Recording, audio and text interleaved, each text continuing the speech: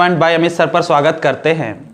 आज जो है हम जो टॉपिक चल रहा है, चैप्टर चल रहा है वैद्युत क्षेत्र तथा तीव्रता वाला, जो पहला चैप्टर है, आज उसमें हम देखेंगे निरक्षीय स्थिति में वैद्युत क्षेत्र की तीव्रता का निर्धारण।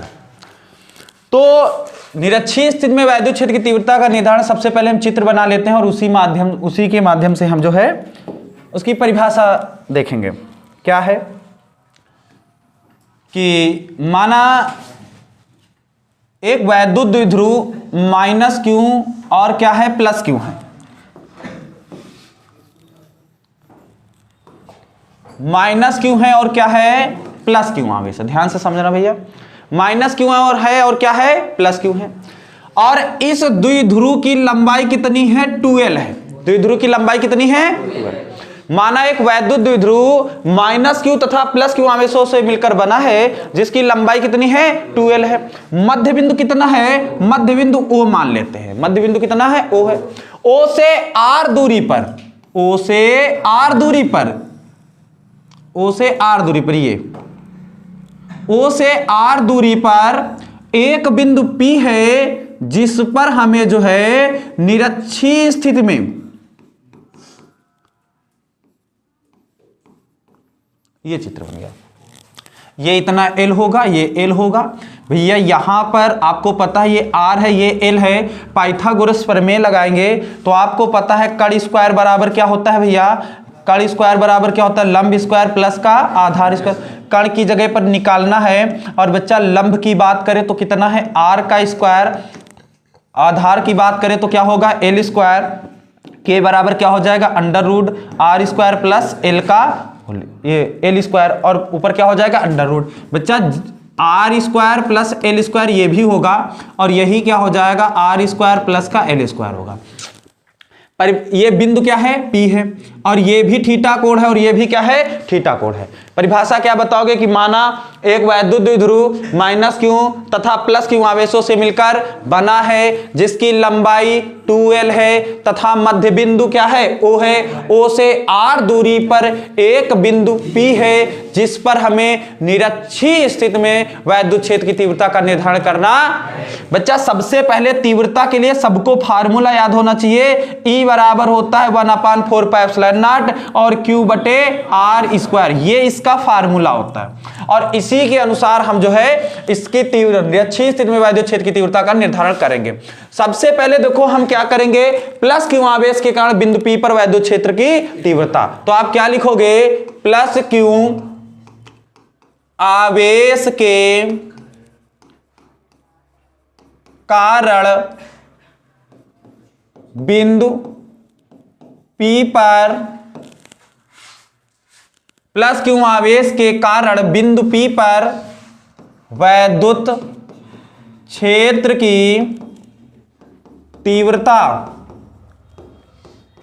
तो भैया प्लस क्यू आवेश के कारण जब देखोगे तो फार्मूला क्या लगा दोगे, यहां पर होगा भैया E1 बराबर 1/4πε0, फिर क्या लिखा Q बटे R स्क्वायर। तो यहां पर हो जाएगा भैया Q बटे R स्क्वायर है, लेकिन यहां से यहां तक की दूरी क्या है under root R square plus L square, और बच्चा पूरे का क्या हो जाएगा होल स्क्वायर, क्योंकि फार्मूला अपना क्या है E बराबर 1/4πε0 Q बटे। तो बच्चा यहां पर पूरे का स्क्वायर हो जाएगा। समीकरण कितना मान लें 1।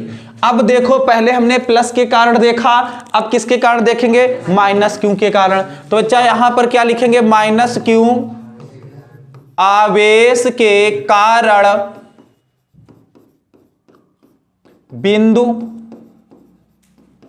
बिंदु P पर वैद्युत क्षेत्र की तीव्रता। पहले हमने किसके कारण देखा था प्लस के कारण, अब की बार किसके कारण लिखेंगे माइनस के कारण। तो बच्चा जब माइनस के कारण लिखेंगे तो ये क्या हो जाएगा E2 बराबर क्या होगा 1/4πε0 Q बटे। अब बच्चा यहां से यहां तक की दूरी ये भी वही है, तो यहां पर भी क्या होगा under root R square plus L square और पूरे का होल स्क्वायर। इसे मान लेते हैं समीकरण 2। अब हम क्या लिखेंगे कि अब बिंदु P पर परिणामी तीव्रता। भैया आप यहां पर दो कंडीशन से लगा सकते हो, एक तो इस वाले के कारण E1 है और इस वाले के कारण क्या होगा, E2 होगा। तो आपने जब भी यहां पर परिणामी के लिए पढ़ा होगा तो वहां पर लिख सकते हैं E बराबर, लिखते हैं परिणामी तीव्रता, तो बच्चा E बराबर होता है, या E स्क्वायर कह दो तो रूट नहीं लगाना होगा, कहने का मतलब E स्क्वायर बराबर होता है बच्चा फार्मूला E1 का स्क्वायर प्लस E2 का स्क्वायर प्लस 2E1 E2 और क्या होता है कॉस थीटा।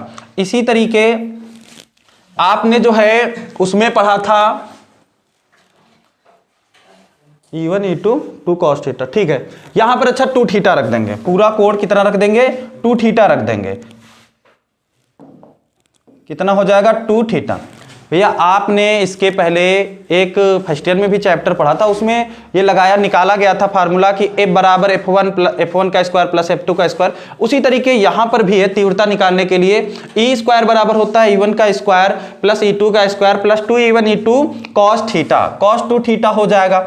अब भैया यहां पर जो E1 है वो E2 के क्या है बराबर, जो E1 है वो E2 की तीव्रता के क्या है, तो यहां पर बच्चा क्या हो जाएगा E स्क्वायर बराबर, अगर हम यहां पर E1 का स्क्वायर करें E2 है तो यहां पर भी क्या हो जाएगा E1 स्क्वायर, और यहां पर अगर रखेंगे तो 2E1 का स्क्वायर होगा और क्या हो जाएगा cos 2 थीटा। अब बच्चा दोनों से कॉमन नहीं, पहले जोड़ लेते हैं, इन दोनों को जोड़ेंगे तो कितना हो जाएगा 2E1 का स्क्वायर प्लस का कितना हो जाएगा 2E1 का स्क्वायर और क्या होगा cos 2 थीटा। दोनों से बच्चा कॉमन कितना मिल रहा है 2E1 का स्क्वायर आपको कॉमन मिल रहा है, बचेगा क्या 1 प्लस cos 2 थीटा बचेगा। अब बच्चा मैथ, जितने लोगों ने मैथ में फार्मूला पढ़ा होगा कि जब हमको इस cos 2 थीटा की जगह पर, जो cos 2 थीटा है इसकी जगह पर लिखा जा सकता है 2 cos square theta minus 1, cos 2 theta बराबर होता है 2 cos स्क्वायर थीटा माइनस 1। तो बच्चा यहां पर 1 प्लस लगाया और cos 2 थीटा की जगह पर क्या लिख देंगे 2 cos स्क्वायर थीटा माइनस 1। बच्चा माइनस और प्लस वाला क्या हो जाएगा, केवल क्या बचेगा E स्क्वायर बराबर बच्चा अब यहां पर इससे गुणा कराओगे, 2 का 2 से करा दोगे 4 हो जाएगा, और यहां पर कितना हो जाएगा E1 स्क्वायर और क्या हो जाएगा E1 स्क्वायर और क्या हो जाएगा cos स्क्वायर थीटा होगा। भैया इधर वर्ग लगा है, इधर रूट लग जाएगा, तो E बराबर होगा अंडर रूट 4 हो जाएगा E1 square cos square theta होगा। बच्चा यहां पर जब ये रूट से बाहर करोगे तो जब 4 बाहर आ गया तो 2 होगा, यहां E1 होगा और यहां पर cos थीटा होगा। बच्चा अब यहां पर E1 बराबर यहां पर 2 रख दोगे, E1 का मान आप पहले निकाल चुके हो, E1 का मान हम क्या रख सकते हैं 1/4 पाई एप्सिलॉन नॉट और Q बटे क्या लिखा है अंडर रूट, आपको पता स्क्वायर से हट जाएगा, केवल कितना आ जाएगा। अब बच्चा क्या लिखा है cos थीटा, और cos थीटा बराबर सबको पता होना चाहिए कि cos थीटा बराबर क्या होता है आधार बटे कर्ण। तो बच्चा यहां पर cos थीटा का यदि मान निकाला जाए तो कितना निकलेगा L बटे under root R square plus का L स्क्वायर। यहां थोड़ा साफ करते हैं,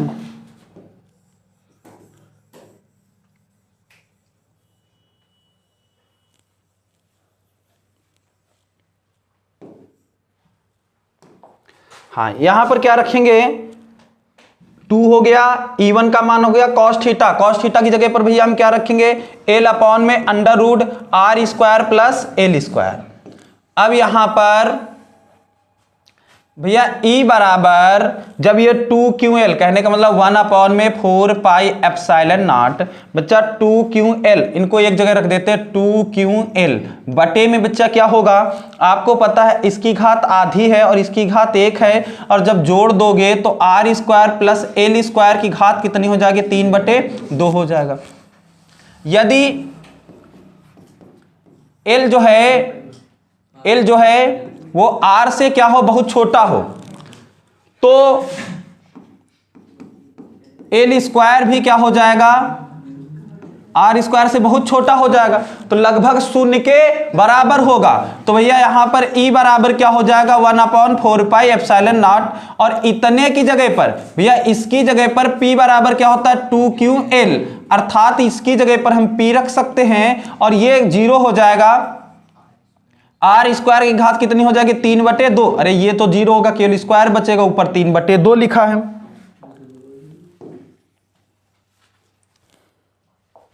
यहां पर कितना हो जाएगा, ये इससे क्या हो जाएगा कैंसिल, ई बराबर क्या आ जाएगा 1/4πε0 और पी बटे कितना हो जाएगा r³, यही इसका फार्मूला हो जाएगा। और क्या कहें